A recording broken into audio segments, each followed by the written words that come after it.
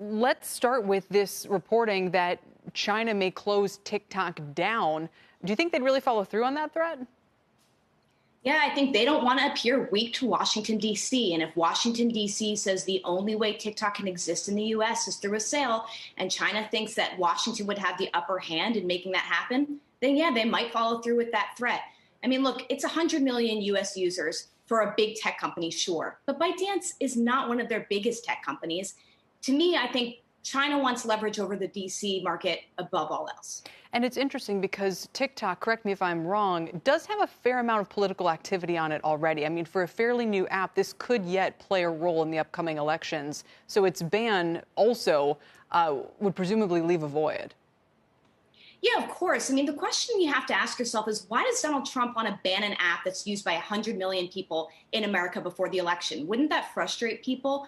Well, the answer could be that he's petty. You'll remember there was a coalition of users on TikTok that tried to game the Tulsa, Oklahoma rally that he had a few months ago, and that angered him a lot.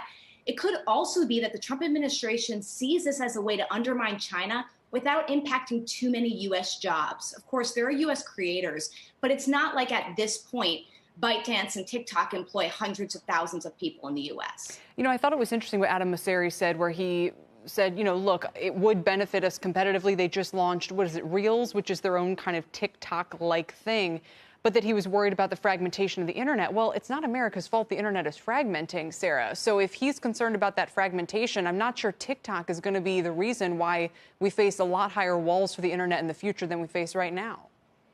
No, but it represents this tension between the U.S. and China, which could impact further trade deals, further deals to expand partnerships online. That's what he's talking about. So, for example, let's say there was another Chinese company like Tencent that wants to buy, I don't know, a 10% stake in Spotify or Snapchat because it has both of those.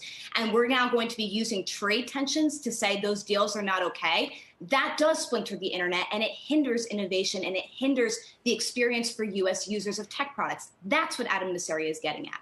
At the same time, I wonder, like you said, how much of this comes down to the U.S. versus China for control of the internet. I mean, at some point, if it's an open forum, one or the other is going to decide the rules, and the alternative is that it's not. And there's, as we already know, basically a Chinese internet and one that the rest of the world, or at least is used in the U.S. You know, Netflix CEO was on the other day. He said they're not in China. China said no. Their business is flourishing regardless. And if Netflix can flourish globally, should we really believe that Instagram wouldn't be able to?